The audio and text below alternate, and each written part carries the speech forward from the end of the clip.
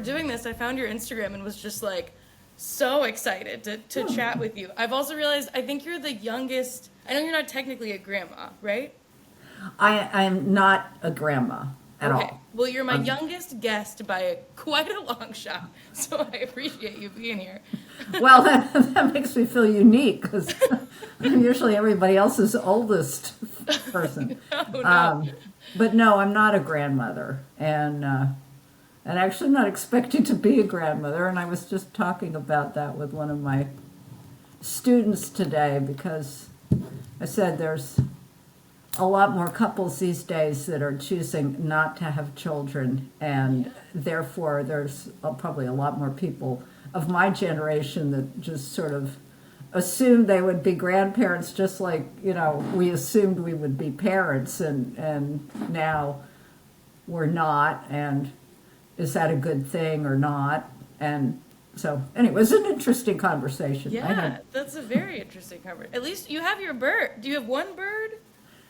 I do. I have a bird, but my job is teaching English as a Oh, second language. So, like this morning, I had this Chinese English teacher who lives in Shanghai, and then I had a Russian oncologist who's here in the U.S. right now, and then my Italian microbiologist, and he was the one I was talking about kids with because he's fairly young and he's still contemplating having children, although so far I don't see any signs of it. But you're like, other than you talking about this, we're not really getting in the right direction. well, I don't know why, but my students, if I have them for a while, I often end up being like their life counselor, and Oh, and they tell me a lot of things for example, I had a gay Chinese student, and I found out he was gay before his parents did. In fact,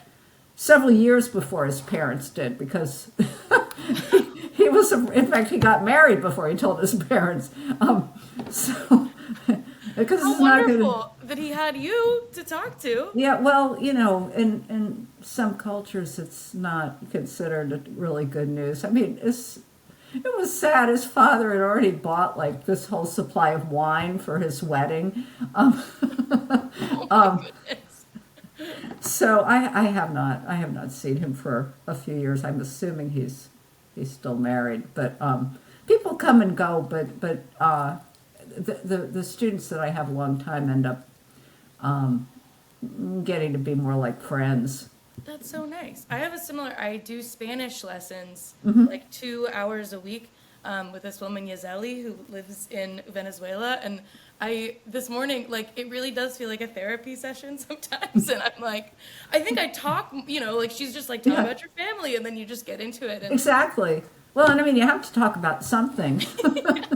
And I mean, I usually I, I tend to get students that are more advanced and more well educated, I guess. So they have a lot to say.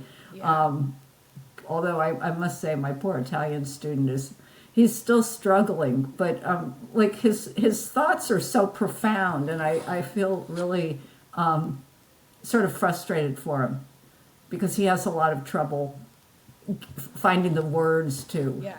say what he wants to say. And I I think feel he like it would be tough to be like a highly educated, very well spoken person in your native language and then try to learn English. I mean it's hard, and Yeah. it means that sometimes they really don't like trying to communicate in English because they just are not able to be articulate like they're used to being in their own language. And they're used to being successful and doing everything great, and language isn't really like that. I mean, for a lot of these people, if they're here, their 3-year-olds are speaking English better than they are, and that's sort of discouraging. Or they got here last year and their kid is already speaking fluently, and they're still struggling with setting up a doctor's appointment. So it doesn't really have much to say about your intelligence, but you know it can be hard for them. Yeah. This makes so much more sense. I think I watched your reel about having you were like, oh, later today I have my Chinese student and my Russian student. Yeah. And in my brain, I was like, oh, she's doing physical training for these international students. And then I was like, that's Yeah, that is such a really unique- weird. No, I've been doing this a lot longer than I've been on Instagram. In fact, some of my older, or I shouldn't say older in age, but ones that I've had for quite a while, have been kind of excited about the whole thing. Excited about your Instagram? Yeah, yeah. I mean, they wouldn't expect me to evolve. And, I don't talk much about working out. And when you only see somebody from here up, you don't really know if they're Yeah. in particularly good shape or not. So it's not a topic that we talk a lot about. Although we do talk about obesity, because I feel like that's a really interesting Yeah. international subject, because things are a lot different in the U.S. than other countries. And actually, Totally. when I was talking to the Russian oncologist today, she was in Russia and practicing medicine during COVID, and she gave me a very, very different impression of their vaccine, which I had always heard was ineffective and bad and just sort of put together in a hurry, because Yeah. they did come out with their vaccine before us. Well, according to her, it was a great vaccine, and a certain drug company in the U.S. Put out a lot of publicity to kind of downplay its effectiveness. Ah, And interesting. she said, I mean, in other ways, well, let's say most of the Russians that I have are not supporters of the current regime, okay? Because otherwise they would not be particularly interested in doing better in English, Yes. at least up to a certain level. I mean, most of them are employed outside or living now, have left Russia or trying to leave Russia. Yeah. And so I don't have contact with Russians that are super pro-patriotic. Most of them are pretty honest about the good and the bad, and so I tend to believe her, because she doesn't really have a dog Doesn't in have the a reason fight. to lie to you about it. No, and she said that the guinea pigs that they were using were the doctors in Russia, and that the doctors all volunteered. I mean, they were told, here's this vaccine that's developed by what she says is a really excellent lab there, and we think this is going to protect you. Are you willing to take it? And they all did, and then they reported back on any side effect. So there wasn't a lot of vaccine skepticism in in the country either. It sounded quite a bit different than here. But one of the things she told me that was so sad. She said when she went to work every day, she would have to go past the maternity hospital, and very early in the morning, and almost every day they would be bringing out a body. Ugh. And she said, oncologists are the people that are always envious of the people in maternity, because that's such a happy place, In oncology, everybody's having, big issues. And she said that was really hard. But that was sort of tied into the obesity idea, which is that just like fat, a baby takes up space that your lungs should have. And when you have a lung compromising illness like COVID, not to be able to breathe like a normal person is a real Huge. problem. Yeah, And that's what made these pregnant women so vulnerable. Huh.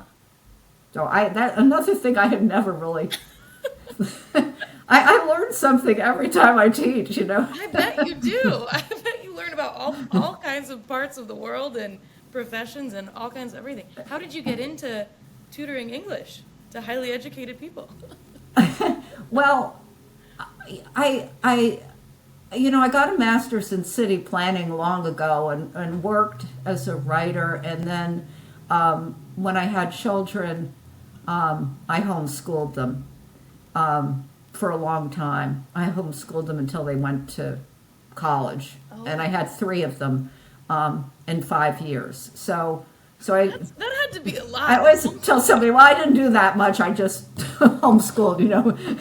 But I mean, I didn't. That was my job, the big Yeah, I job. think that's probably more than a job. I mean, that's so much homeschooling. So I was just thinking about this because somebody had asked me. I guess in 2007 we were getting our kitchen renovated, and one of the contractors, painters, was here, and he couldn't speak very good English at all, and I felt kind of sorry for him. And I had just come back from France where I felt like I wasn't speaking very good French, so I could sort of like relate to him. Yeah, you can And empathize. then I saw right at the same time there was an ad in the paper, and they were looking to train volunteers in English as a second language. So I went through the training, and I did that for like almost 4 years, I think. And I did it in the same building with teachers for the community college that were getting paid to teach. And I suddenly sort of walked through and one day and said, maybe I should get paid for this. So I applied to a master's program in Kentucky. I needed something state because I didn't want to be spending like a huge amount of money, nor did I want to leave my home. And I ended up, this was the only university in Kentucky at the time that had an ESL program, so I ended up getting my whole master's online. But in Wow. the interim, after about a year of study, I ended up getting two jobs at the same time, and I didn't want to say no, so I ended up getting them both. So I still work for ETS, the Educational Testing Service, and that is an online job where I assign scores to the speaking portion of TOEFL, which is the test for people who, for a lot of people, but a lot of times for for graduate schools here, it's the American as opposed to like the British Yeah. test, and it's particularly popular in China, and they have very large volumes of people taking it. So I don't do that as much because it's it it's an infinitely boring job and yet difficult at the same time. It's this really weird combination of very repetitive but requiring a lot of concentration, and knowing that the score that you give people, it can affect their entire life, Yeah. right? Because Yeah. these are Super, people, super intense and super, what's the word I'm looking for? I mean, impactful. There's a word. yeah, it's and yet and yet they pay. I mean, the pay is awful. It's the only company. This is literally true. I started in 2012, and I'm making less money now than when I started. Seriously, they cut our wages about, I don't know, 10 years ago, That's and kind of said, if you're not happy, leave. And I was like, well, I've never been really happy. but if you're going to be teaching English, it is a very nice skill set to have yeah. because I mean, I imagine that positions you perfectly for coach. I mean, teaching well, people. it allowed you to. Then I also started working at the University of Kentucky because they had a, a it was I'm trying to think of the word, and I'm losing it here. Extensive English program. So a lot of the students we had been pre-admitted to UK and needed a certain TOEFL score. That way they interrelated. And so I taught between 5 to 3 classes. That's the wrong way. I should say 3 to 5. My students always do that wrong. They put the biggest number first. But that's the way my brain was thinking, that the one summer I taught 5 practically killed me. It really sticks in your brain more than the three. Yeah, very much so. And the 3 was way more manageable. But that was really good because we're very really close to the university, so I was able to walk to my job. But that program had trouble, just like pretty much every intensive English program in universities in the U.S. right now. They're having problems because it's just a lot easier to learn English in your own country. And countries, we had a lot of students from Saudi Arabia because the king at that time had a scholarship, and there were a lot of young men and young women, but the young women had to have a man with them. So a lot more young men Yeah. that just came over here, and the scholarship terms were pretty lax, so that you know. So suddenly you're kind of They overwhelmed. progress very, very, very slowly through the program, and they're still getting all their living expenses, and meanwhile, they're having a blast living in the U.S. and don't particularly want to go home right away. So it meant we had a ton of students, but I mean that scholarship dried up with the new king, and there was other sets of people from Oman and from Ecuador and from Brazil that we had for a while, and then they left. So that job ended for me in 2016, and I had already been involved in trying to start an online English program for with the university, Okay, yeah. right? Because I thought that's the way things are going to go, and there was only like 1 or 2 universities in the U.S. that were offering English online like that. However, the dean was not very happy with our whole program basically, and decided to just, and there's from having like 300 students or more, I think they have like about 12 now. I mean, they Wow. only have a couple teachers. So, but since I'd already explored the kind of online learning aspect, it was really easy for me to jump into it, Yeah. and ended up being so much better because I didn't really feel like getting up at 4:45 in the morning, which is what I was doing because I was always given an 8 o'clock in the morning Yeah. class. So that's what happens when you're not one of the official. When you're one of the part-time instructors, you get all the They classes. give you whatever window they Or want. the highest level grammar class. Nobody wanted that one either. Because we had I students imagine that are it's like, I imagine it's so rewarding doing the one-on-one and really seeing one much student's better. improvement. Yes, it's very frustrating to have a class. Mm-hmm. And it's one of the reasons why I homeschooled as well, because I just think individualized instruction is better for a student if they can have it. You know what their weaknesses and what their strengths are, and you can go at their own pace. And Yeah. for teaching online, I can take advantage of what they're interested in and what their goals are. With the intensive English program, basically, we had like a set curriculum, and we were given textbooks that we needed to use, and it was a fairly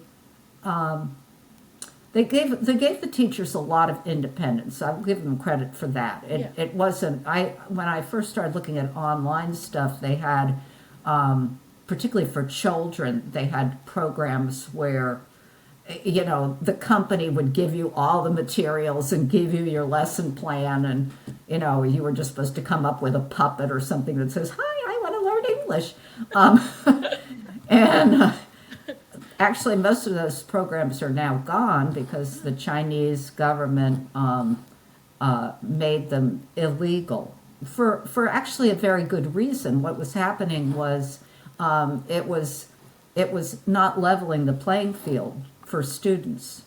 Um, Oh, if the parents had enough money for the kid to get academic classes outside of their regular class, that kid would do better. And yeah.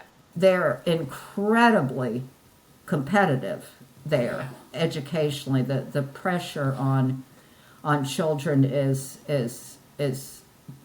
incredible, especially compared to the U.S. I think somewhere there's a happy medium. I don't think China is the way to go. And I'm not so sure about the U.S. either. At least judging from what I've heard about people's basic knowledge of things, and the fact that 75% of people can't identify the U.S. on a map, that kind of thing. Somewhere there should be There's a there's happy gotta medium. be there's gotta be some country doing it right that we could probably some like Scandinavian country. It could be Scandinavia. Now, Singapore, we used Singapore's math program for my kids. That was really popular with homeschoolers. And they have like the highest math scores in the world. That's why all the homeschoolers wanted the Singapore math books. I mean, and that was one of the advantages to homeschooling. If your kid is in public school, you can't tell them Right. what math text you want. You may not even approve of the way they're teaching math. I mean, I was told, and I don't know if this is true, that in our public schools, kids were being taught to read with like the whole word method, so like sight words, like the shape of the letters. Well, I mean, my kids all learned to read before they were 5. And we used phonics and, bat, cat, mat, sat. I think it worked pretty well. And Seems like it did if they were reading at 5. yeah, I mean, I still remember my son before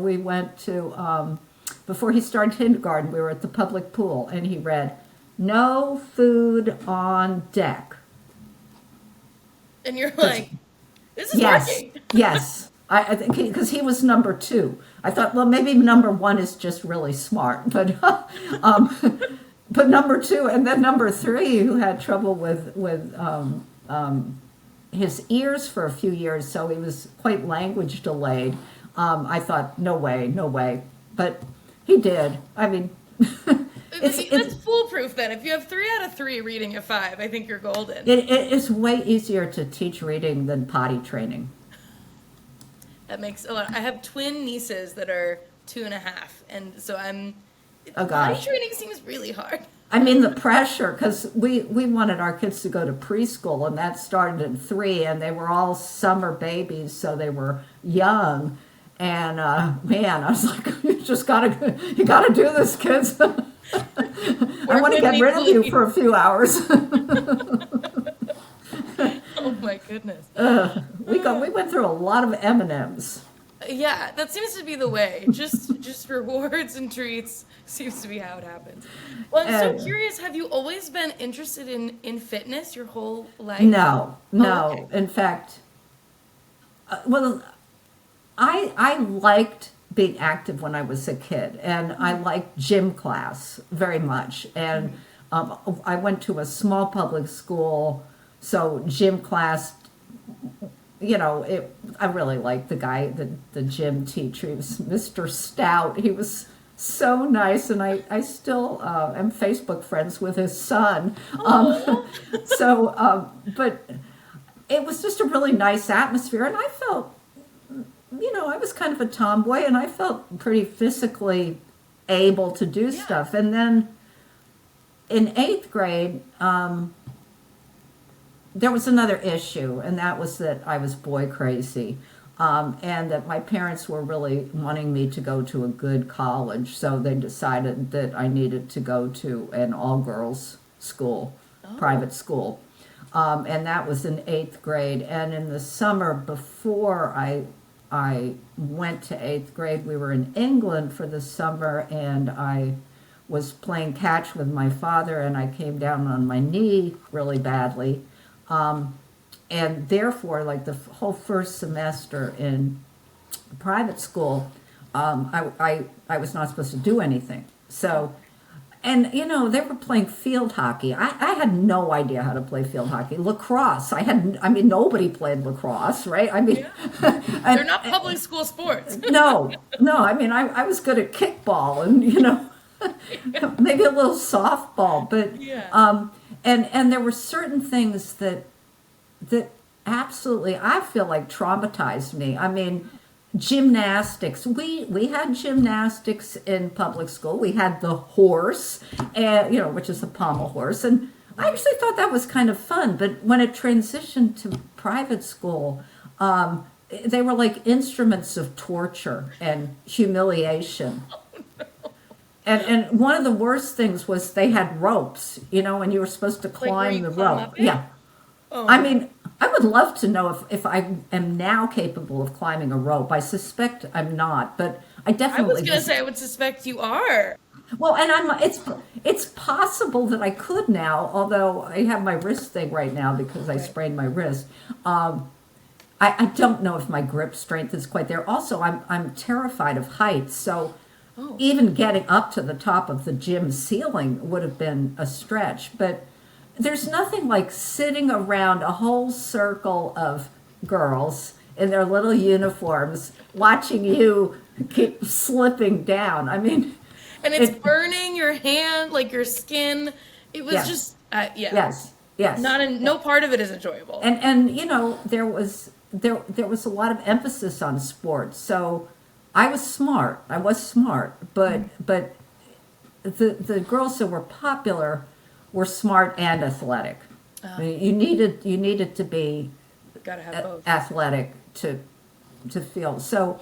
And it's not easy starting a new school when you're in eighth grade anyway. So Had they so all been together, like all through their some school of years? them had been. Some of them had been there since first grade. Others, we particularly got a more influx when I went from eighth to ninth grade because ninth Right. grade was the high school part and eighth grade was still the middle school part. So there were.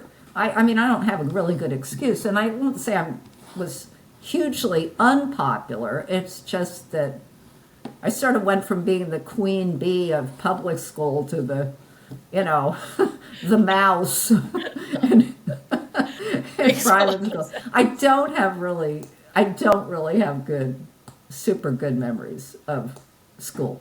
Yeah. I suppose a lot of people don't, but I often wonder what would have happened if I had stayed with all my peers and gone to the public high school. But I didn't. So, and I did get into a good college, so my mother was probably right.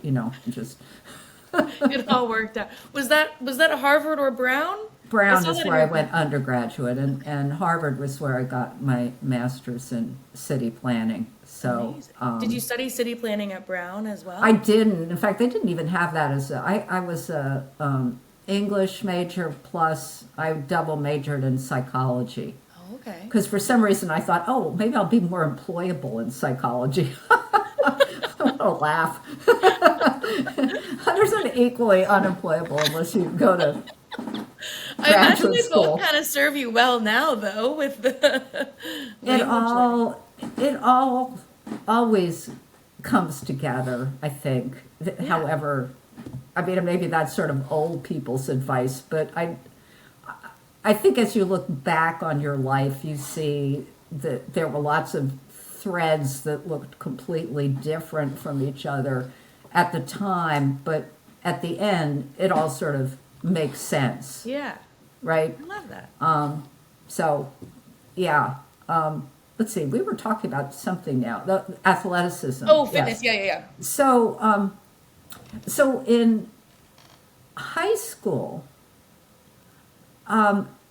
this is when I started to develop an eating disorder, and I was ahead of the crowd. I mean, when I found out Princess Diana had bulimia, I thought I was the only one in the world that had bulimia. I mean, I was shocked. You're like, I invented this. Yeah. Who are all these imitators? I mean, it didn't start that way. I honestly think what happened is that when I went to eighth grade, instead of having a meal that my mother packed, which was always so boring and always the same, I mean, it was never something I wanted to eat. But at my private school, they had a prepared meal and they had people like serving it, right? And it was served family style, so you could get as much as you wanted. And when I came home from school, I was, a little bit depressed and just needed a little bit of comfort. So I remember I would sit in front of the TV and watch Sesame Street and eat toast Oh, because I love bread. So I just put toast in the toaster, butter it, and then I mean, and so of course I started to gain weight, and I don't know when it sort of occurred to me. I mean, I was a freshman. I remember exactly when it was because it was 1968, and I thought, oh my God, I'm a little fat. And I told my mother I was going on a diet, and she said, oh, that's good because your father was saying you looked a little portly. See, my father was British. And portly made me sound like this old guy with a cigar, a pipe, and a big pot stomach. I was just like totally humiliated.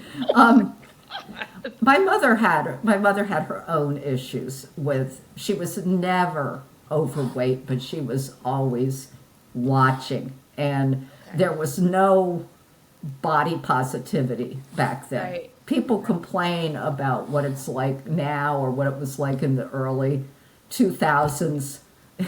No, I grew up when Twiggy was popular, okay? I mean, if you weighed over 100 pounds, then you were considered kind of, fat. So I started a diet. It was a very restrictive diet. I couldn't stay with this restrictive diet. So when I went off the restrictive diet, I ate too much and I got into this pattern. Kind of a yo-yo. It was totally a yo-yo. And then when I found out about bulimia, which is something I didn't do until after college, that was even sort of better because I could, at that point I got pretty anorexic because I was able to, because you can just keep eating and then throwing up and then you keep your weight down. Yeah. And so when I was dieting, I can't say eating well because I wasn't eating well, but when I was watching my eating, I was also exercising a lot. Yeah. And I got interested in weightlifting back when the movie 10 came out, and there was all this talk about Bo Derek and that she had like the perfect body and she lifted weights, and even back then Jane Fonda wasn't really lifting weights. I mean, she looked good, but Right.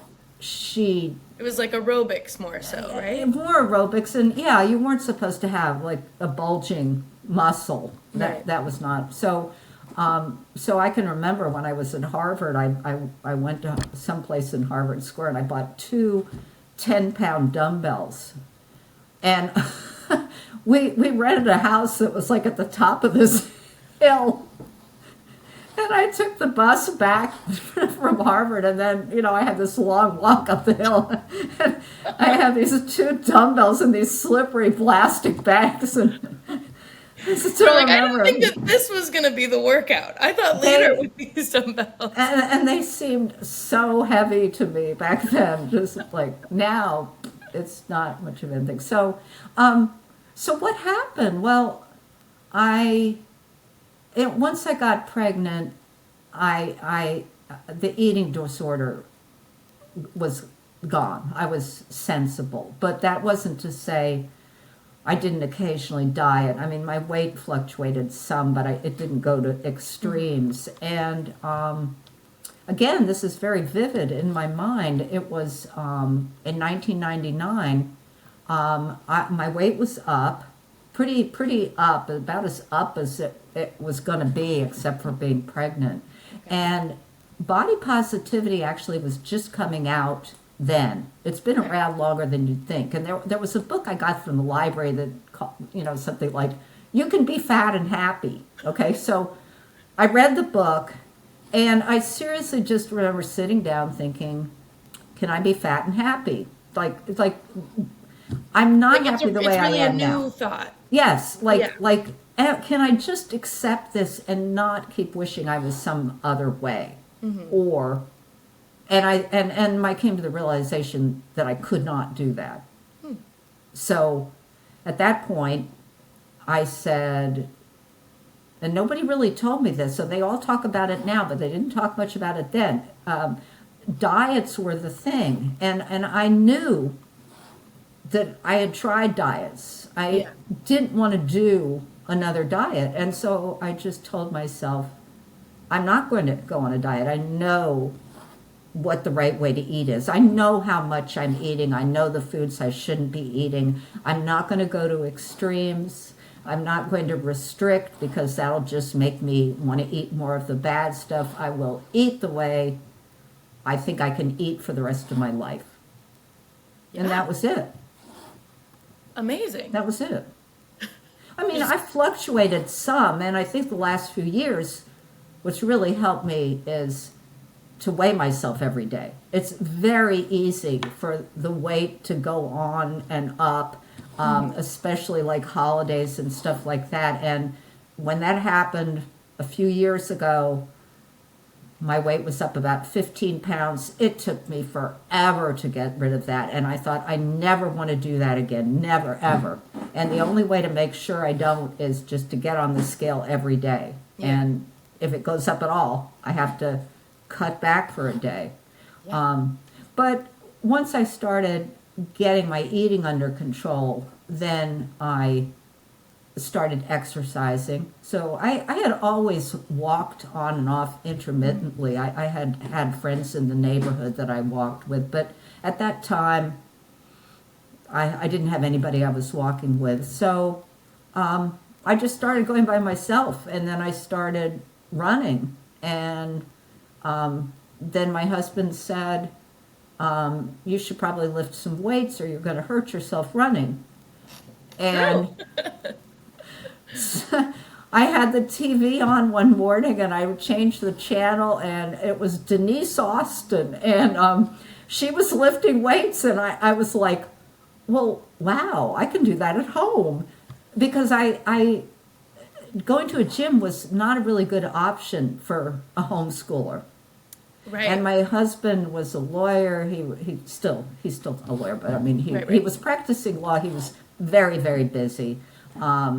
All the responsibility for the kids was really mine. That was sort of part of the deal. You make the money, I take care of all this. Yeah. So to be able to work out at home was wonderful. And I found out that there was a whole bunch of people like me because fortuitously the internet was catching on right about then.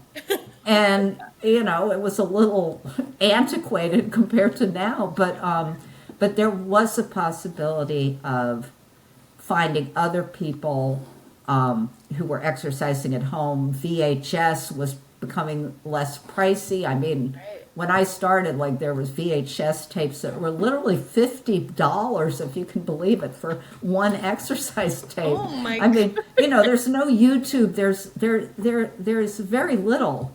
Yeah. There used to be. Jane Fonda had records, you know, that you play on a record player that goes around and around like that. The technology sort of happened at the same time that I got interested in working out at home. And so therefore, you know, people ask me if I've ever gone to the gym. And I think I went to the gym just once. I was a member of a gym for a short little while when we first came to Kentucky. Okay.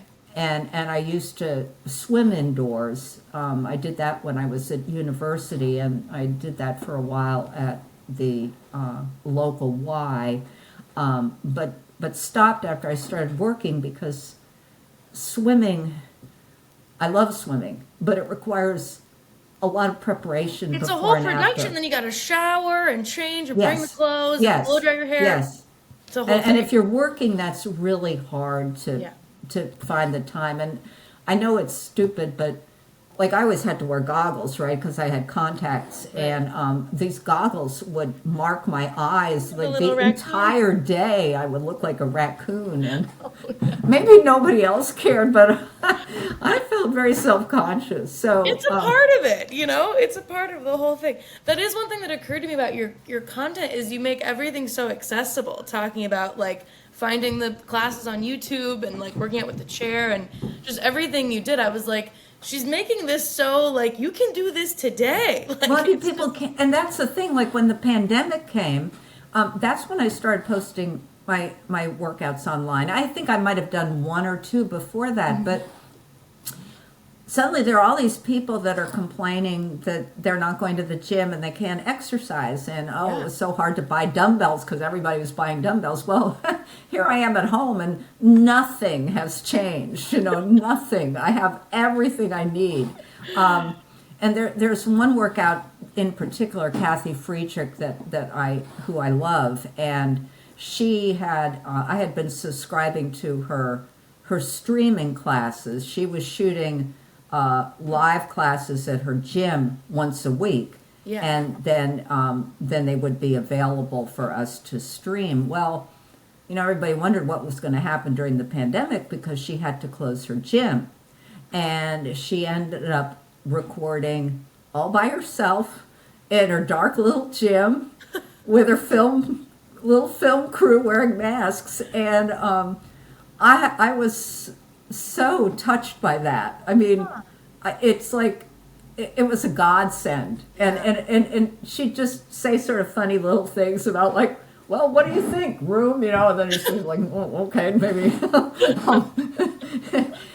She still had the ability to make you feel like you were in the room with her, and like some human connection. I yes, imagine. and so I thought, well, I think I'll record some of the workouts that I do with her because maybe some people will use her service. Yeah. I mean, she wasn't asking me to do that, and I don't. But they were providing such a service for you that you wanted. Yeah, and here's this way that I can exercise, and you could do this too.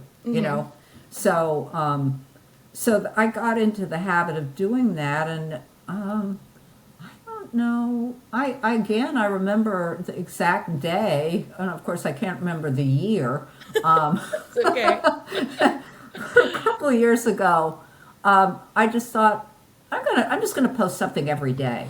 Yeah. And I did, and I really didn't get very many people looking at all. This was like in July, and I think it was about a year of posting every day when suddenly it happened first at Facebook, and it totally surprised me. I mean, I had this one reel that it was stupid. I mean, I wasn't really doing any good exercise at all, and a lot of people would comment, "Well, she's not really doing anything." I mean, the only thing I did different was that I would put my age, and that was sort of like an excuse, like I look like this, I look like this because this is how old I am. So don't expect too much of me. And so I think I started when I was 68, because that was the first thing I remember putting on. But in any case, suddenly I have this thing that's like 1 million views, and I'm like, you gotta be kidding me. So there was a learning curve. There still is a learning curve, and it's. I really don't like to think of myself as an influencer because before that, I thought the whole idea of influencers is totally stupid. It's a little crazy. Yeah. I remember when I first heard that term because they were talking about that music festival that ended up The just Fire yes. Fest? Yes. And it was talking about how all these influencers were invited to it, and I'm like, who cares? Let me stay as far away from this as I possibly can. Yeah, I mean, and these people were not in my realm, and I really I was on Facebook quite a bit. I did not do much with Instagram, and I'm still not really excited about TikTok. Well, I think it's And going away. well, it might. So I'm thinking, oh yes, I was smart because if after you build up a certain number of followers, I mean, the idea of losing them is like, like For sure. because it happens.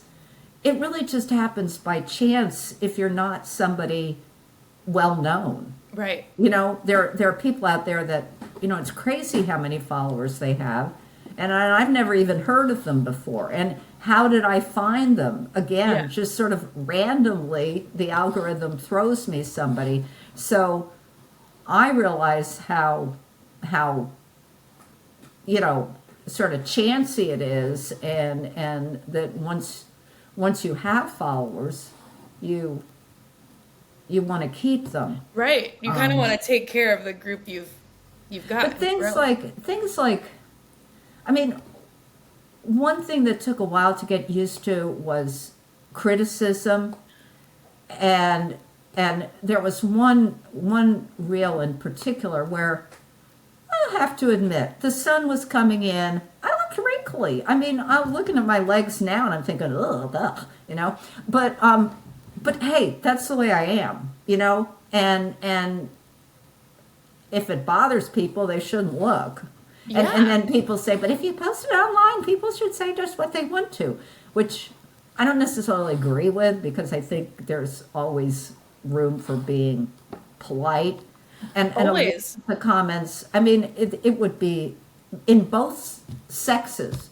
I had issues with a lot of men contacting me, and my husband was kind of flabbergasted about that, people proposing marriage, I'd love to date you. Yeah, I mean, it just like to where I rarely accept like friend requests now from men, because 99% of the time, then they just want to message me and carry on the same stupid conversation. Well, hi, how are you? Well, I'm fine. How are you? I mean, I don't know. I'm fine. I'm very happily married. I don't know where you are. So with the men, often I would get rather positive comments, maybe more positive than I was used to, whereas there were quite a few women who were more negative. And other people would come on and they would say, oh, they're just jealous, da da da da da. And I don't know if that's true, but I do think, I know from having been fat and out of shape myself, that it can kind of trigger you when you see somebody who seems to have it all together. Yeah. And one of the things I realized when I was losing weight that last time, I had always assumed that people that were thin were just sort of naturally thin.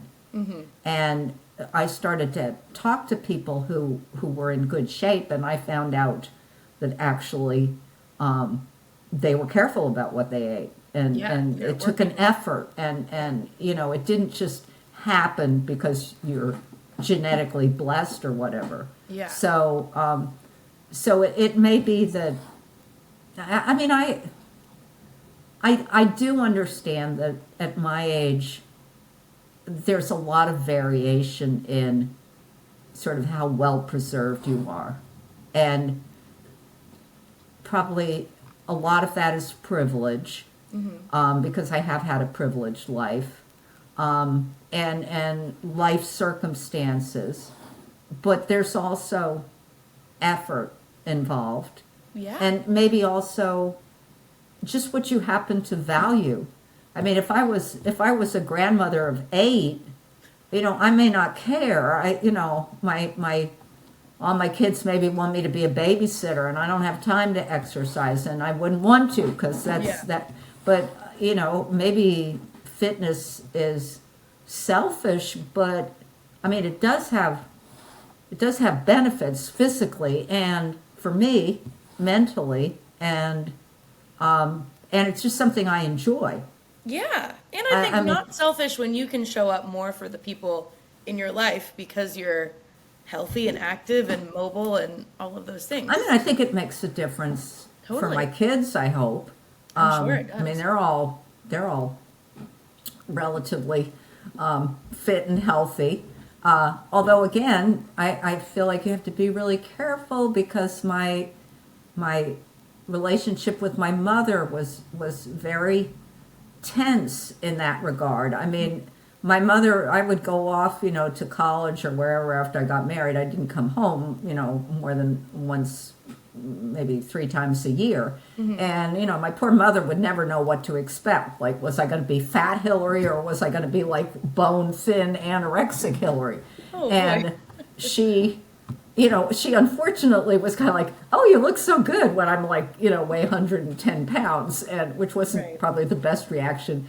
I mean, nowadays you're not supposed to say anything about anybody's body, but that was not the way it was. Right. You know, A different I time. mean, and I'm not sure if that's a good. I mean, I feel like it's sort of an obvious thing, and particularly when it's somebody and especially if it's somebody who's lost weight, and especially if it's somebody who's lost weight intentionally, that they aren't going to be insulted if you say, "Oh, wow." Yeah, I mean, I liked Right. hearing that. Yeah, I I mean, wouldn't if you're have been. putting effort towards it in Yeah. a way, and you And want to it's hear the not to positive- say, it's not saying, oh, you looked horrible when you were fat. I mean, I think sometimes maybe that's what people interpret it is, oh, you look so good now, implying, oh, you look so bad before. And I don't think that's what people are really saying. It's, and there's no doubt in my mind. I mean, being in the shape I'm in right now has really changed my life. And one of the things that happened when I started losing weight back when I was 45, I became much more open to doing things with the family. I remember once we were on our way from my in-laws, and my brother-in-law and sister-in-law were on their way up, and we had not connected with each other because of timing. And then we saw them on the road, and so of course my husband's like, oh, we'll stop and say hello. Yeah. And I'm like, I don't want to get out of the car because I'm fat. That is literally what I was thinking. I don't want them to see me. I put on weight since the last time they saw me. Ugh. So once I started losing weight, we started doing more things. We Yeah. started doing more family activities and taking trips. I've been to France a number of times, but trips that involve lots of walking and being active and feeling good. And Yeah. Right. clothes. Clothes used to be such an issue for me because I did not want to buy. Well, again, I think there weren't as many available plus size clothes, and there was a lot of sort of shame involved in being plus size. I mean, I read the average weight for women right now is 170. Well, when I was growing up, it was 140 because I remember, and that's 30 pounds difference. That's a big difference. Back when I was growing up, it was unusual to be heavy, and it was certainly nobody was of the size that some people are now, to where it's really restricting their physical movement. And I will never believe that carrying a lot of extra weight is healthy. Right. I just won't. Yeah. It doesn't feel good, and it may not bother you when you're 25, Right. but when you're 40 or 45, it will catch up with you. And I mean, it's just not good for your joints, and particularly if you're heavy enough to affect your physical mobility. People who are heavier, but then they're still hiking and, they can go upstairs and da Right, da right. da da da. Fine, maybe they just are a larger person, or they might be like, riding horses. I mean, it's not like everybody's a skinny mini, or that's necessarily the ideal body type. But whatever you're given genetically, I just don't think it's a good idea to have a really large excess amount of weight on that, Yeah, because that's fair. it's just not it's just not good. And yet I totally relate to people that are heavy. Not that I was ever really big, but I feel like at the time that I was big, I was pretty big compared to other people. I think if it was now, I would probably fit right in. I'd probably be very happy right now, because I see, a lot of young women walking around with short shorts and this and that, and I mean, they're not models, and they seem perfectly comfortable, and I'm like, I would never have done that. I mean, if Yeah. you were carrying extra weight, you're supposed to kind of cover it up and disguise it and not flaunt it. Yeah, There's a little a bit of a happy cultural medium. shift. Yeah. Yeah. So, I mean, I don't think things were perfect when I was growing up, but I feel like in a way we kind of swung on the other side. And that's one of the things I was talking to the Russian oncologist about when we were talking about COVID and obesity, because there was definitely a correlation between mortality and obesity for COVID. And I think that was probably undercounted in the US just because people didn't really want to face that. Right. They don't really want You'd to hear rather about the not problem. think about that. Yeah. Because it's hard. It's hard to keep your weight down. It's in this day and age, yes. I mean, the food is engineered to basically, when you eat one of them, you want another, and I feel the exact same way. That what do? I usually just avoid that food altogether. I have not been to a fast food restaurant for, I can't remember when. Wow, that's And amazing. if we travel and we stop somewhere, I just get a protein bar. I mean, it just don't want to do it. Right. It's a slippery And slope. if I was living by myself, I'd probably be a stick, because I would never buy anything. But I still have one son here and my husband, and so we have snacks here. And Yeah. again, like, if there's a bag of chips, like tortilla chips, I'm okay if I don't have any of them. But if I have one of them, it's never Speaking of just one. your husband, I loved the video where you were doing the 4 minute. It was a 4 minute wall sit, right? Yeah. And I loved his like encouragement of you, and he seemed so excited. How did you two meet? Oh, we've been married forever. We met when I was at Brown. He was Okay. getting a PhD at Brown. And I'd already graduated, but I was taking some classes there. Okay. So we met in March, we got engaged in May, and we got married in September. Oh my goodness! And here you are. I know. That's 40, amazing. When you know, you know. I guess. 47. You know, the really interesting thing about being married this long is, you are basically, in a lot of ways, a completely different person, and so is he. Right. You know, I'm not the same person. I mean, physically, my interest in fitness. I wasn't a Christian back then. It just, in a lot of ways, I had a different. I really think my personality was different. I was quite insecure, quite shy, and he has changed as well, and so the things that really count are the things that don't change, which is for him, I think, just being basically a good person, a good person, a person you can trust. Yeah.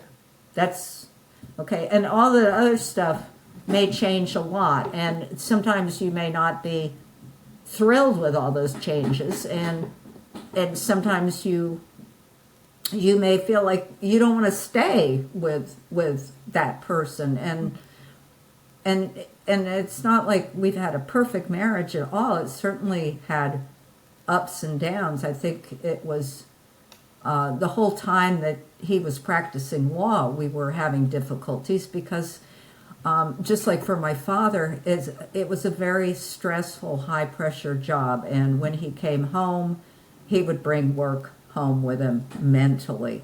And that's just something you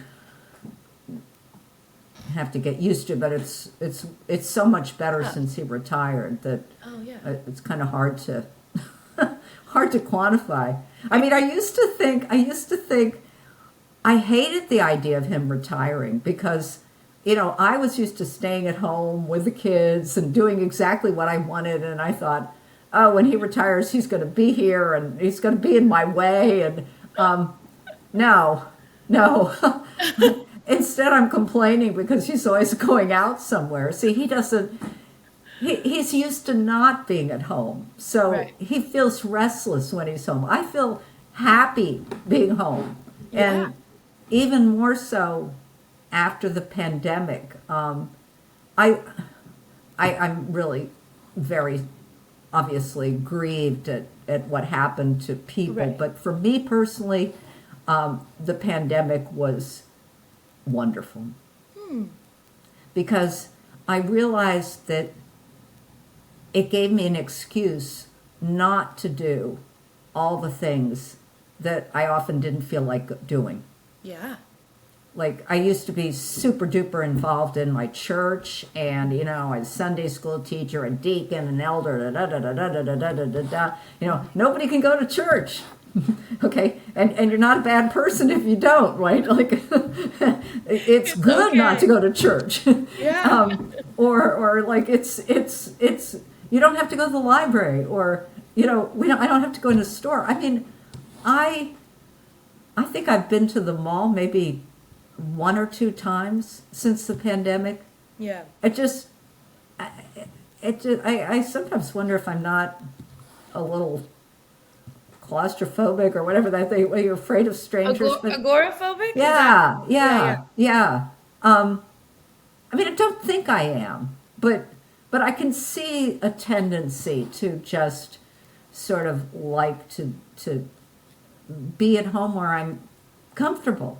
I mean, I think that's kind of wonderful that you love your routine and your space and you got to simplify. And I don't know. I think a lot of people had good things come out of the pandemic and a lot of clarity. And I was lucky because, I had my husband and then my 2 older children who were away were home. So we were all together, the 5 of us, and we all get along well, I think. So, there was no fighting or anything like that. It was just a kind of a unifying time. Yeah. And we all had special to have adult children come back and live with you for a bit.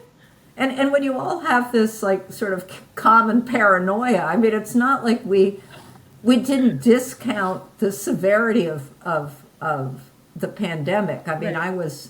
I was not wanting to. In fact, I never have gotten COVID, knock on wood. Nor has my husband. Oh, wow. Nor has my younger son who lives here.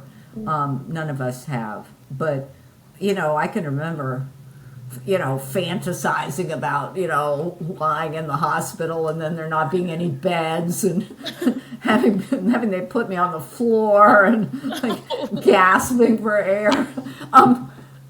It was scary. It For was sure. scary.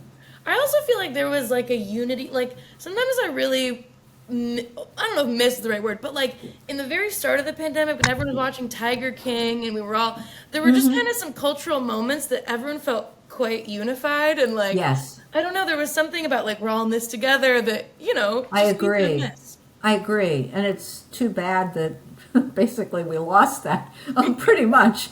Um, Yeah. uh, Although you have to admit that not everybody had that feeling of we're all in this together. Right. But I think the people that took it seriously, that agreed with shutdowns, that wanted to have a vaccine, those people did tend to bond with Yes. other people. And probably the anti-vaccine people had their own bonding going on. They just, it True. wasn't, I had It was a unfriended all of separate, the those. So Venn diagram was they two were, circles. they were in some other subreddit. Yes, exactly. Exactly. Well, going back to your strange comments you get, that was one thing that occurred to me when I was scrolling through your Instagram was like, you do get some strange comments, but you replied them all so beautifully. Like, I feel like you're very kind to everyone, but also kind of like, no, we're not gonna say that. Like, you're very clear and very kind, and I don't know, I was like, I like this attitude. This is cool. Well, I think that is part of aging. When they say that old ladies don't mind saying their mind, and I'm a Yankee. I mean, I was born in New Jersey, so we do tend to say our mind more than like Kentuckians and Southern ladies don't. I'm used to people that just come right out with what they think, Yeah. and I'm not as reticent about saying what I think now as I used to be. I have more confidence that I'm right. um, but I also feel like I do have a lot of compassion and sympathy for other people because I've gone through a lot of hard times, and I've seen a lot of other people go through some hard times, and we don't really know where they're coming from. So I don't want to be like gratuitously unkind to Yeah. people. Yeah. But on the other hand, but I do like making jokes. Yeah. And there was one comment on the one that I was kind of wrinkled. And I think, how many views did that have? 5 million or something. It was like crazy. But I was doing squats with a barbell and I was smiling. And somebody said, "Why are you smiling like a psychopath?" And I responded, "I'm thinking about all the people I buried in my basement."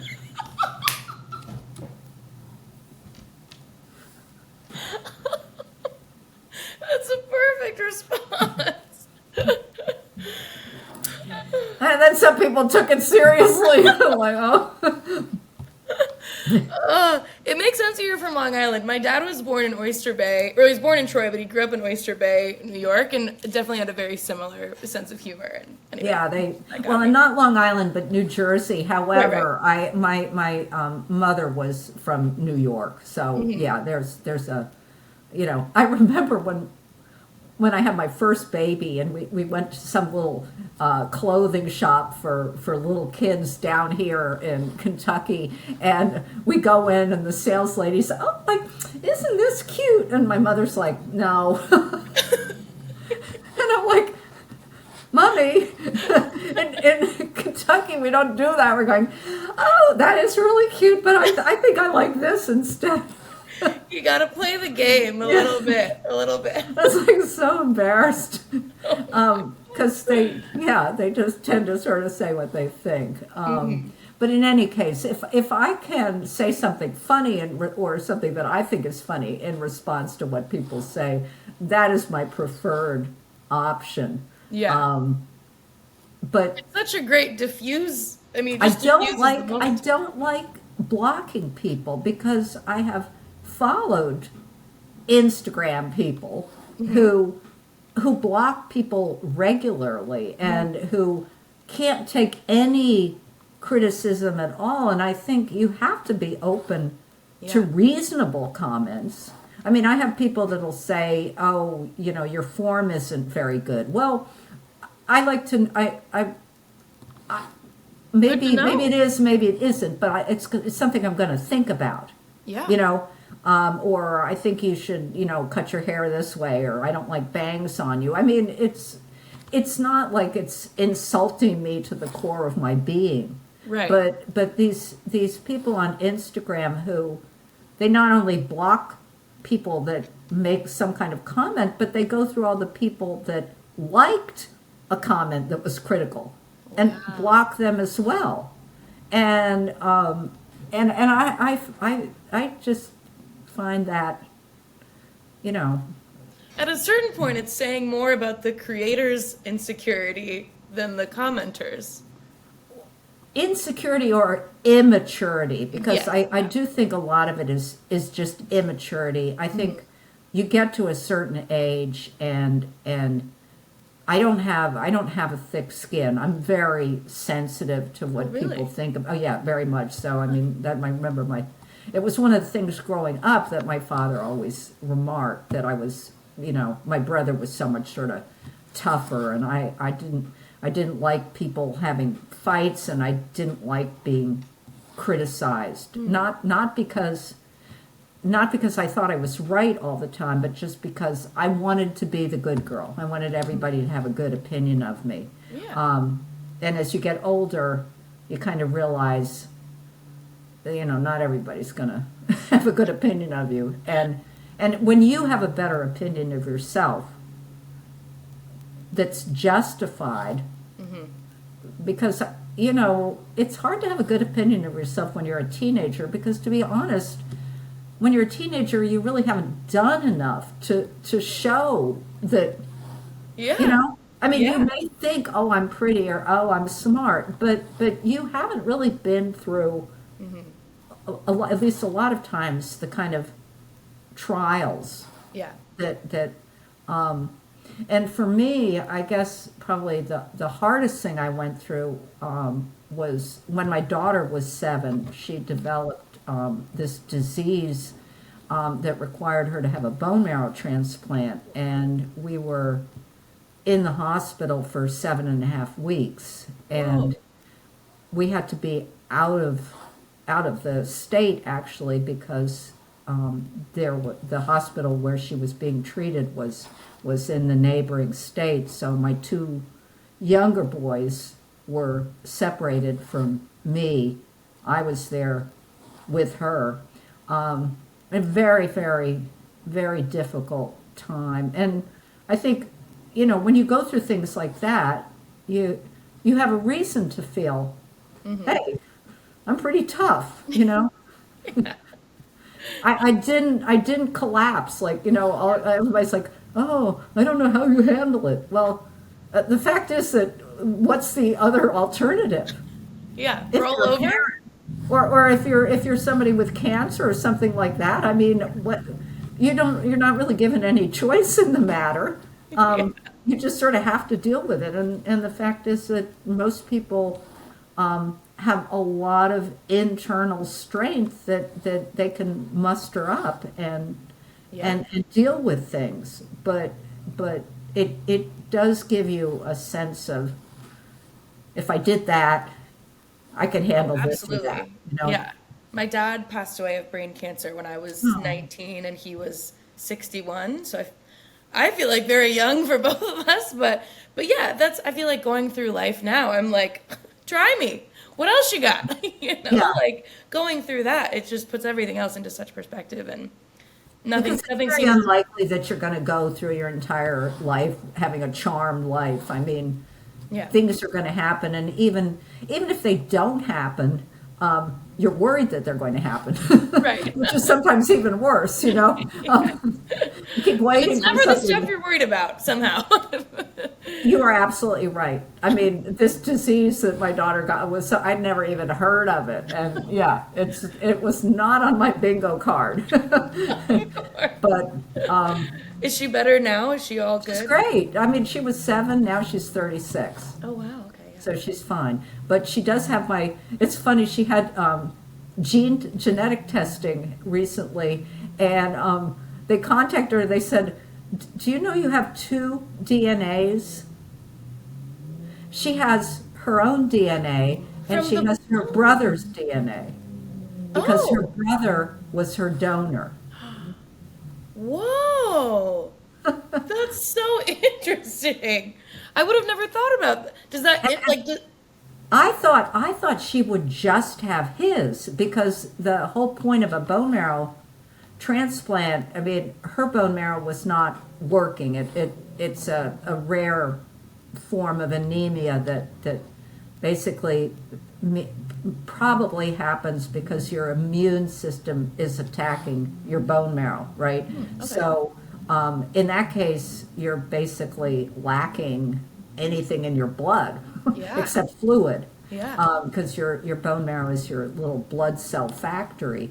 So when you have a bone marrow transplant, you need to go through chemotherapy to kill everything in your immune system so that then you can be transplanted with new bone marrow, okay? Yeah, yeah. And your body won't reject it.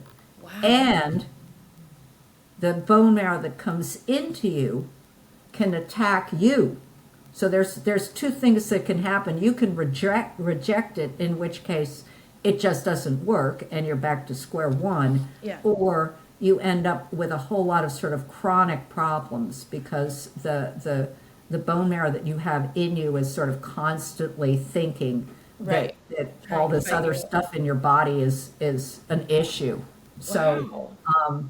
so you want to get, I mean, we were very fortunate because my younger son was a perfect match for her. Amazing. I sort of assumed that all the stuff she went through before the transplant would have wiped out her DNA altogether, but Yeah. apparently it didn't. She has both. Wow. So, Well, I'm so glad that neither of those things happened. well, I've always thought it would make a really good murder mystery.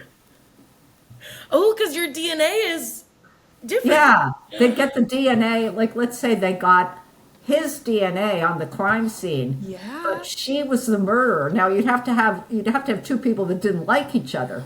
But this would work like if let's say you killed your parent, okay? Yeah. Right? Oh, And then there's two DNA. Is it just one he person? did Is it it. He both of did them? it. Yeah. Oh my So, goodness. Anyway, well, so glad she's better now. yes, that was a happy ending. That's so, So, well, I suppose I should go. I think we've been talking oh, yeah, forever. sorry. I just had such a good time chatting with you. Here, I'll stop.